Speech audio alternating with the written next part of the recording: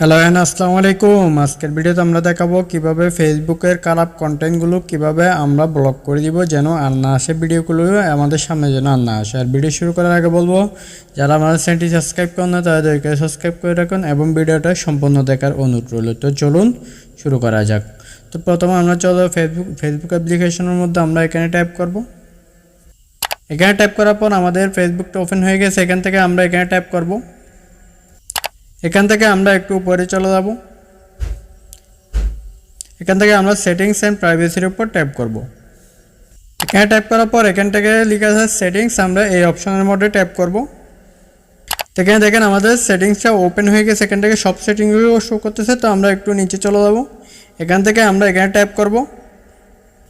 এখানে একটা ট্যাপ করার পর এখান থেকে 3-4টা সেটিংস ওপেন হয়েছে। এখান থেকে আমরা ম্যানেজ ডিফল্ট এখানে ট্যাপ করব।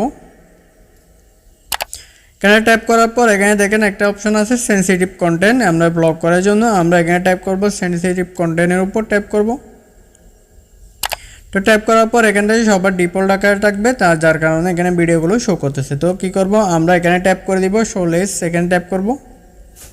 এখানে ট্যাপ করার পর আমরা এখান থেকে সেভ অপশনে ট্যাপ করে দিব। সেভ অপশন ট্যাপ করার পর এখানে থেকে দেখেন অনেকগুলো অপশন এখানে শো করতেছে। সব যেগুলো এখানে শো করতেছে এগুলো সবগুলো ব্লক হয়ে যাবে। এখান থেকে 4টা অপশন এখানে শো করতেছে। তো আমরা এখানে ওকে বাটন ট্যাপ করে দিব। এখন ওকে বাটন ট্যাপ করার পর দেখেন এটা আমাদের ওপেন হয়ে গেছে। এখানে দেখেন আমরা এখান থেকে কি করব, আরেকটা অপশনের মধ্যে চলে যাব, ব্যাকে ক্লিক করব। ব্যাকে আসার পর আমরা একটু নিচে চলে যাব। এখান থেকে লেখা আছে মিডিয়া, আমরা মিডিয়ার উপর ট্যাপ করব।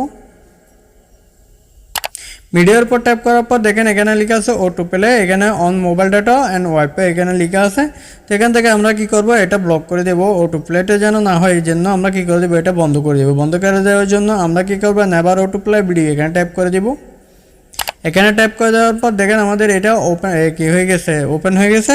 এটা ট্যাপ করার পর কি হবে না, আর কোনো ভিডিও অটোমেটিক কি হবে না, ওপেন হবে না, আপনার নিজ থেকে ওপেন করতে হবে। তো আজকের ভিডিও পর্যন্ত। ভিডিও ভালো লাগলে অবশ্যই চ্যানেলটি সাবস্ক্রাইব করবেন। ধন্যবাদ।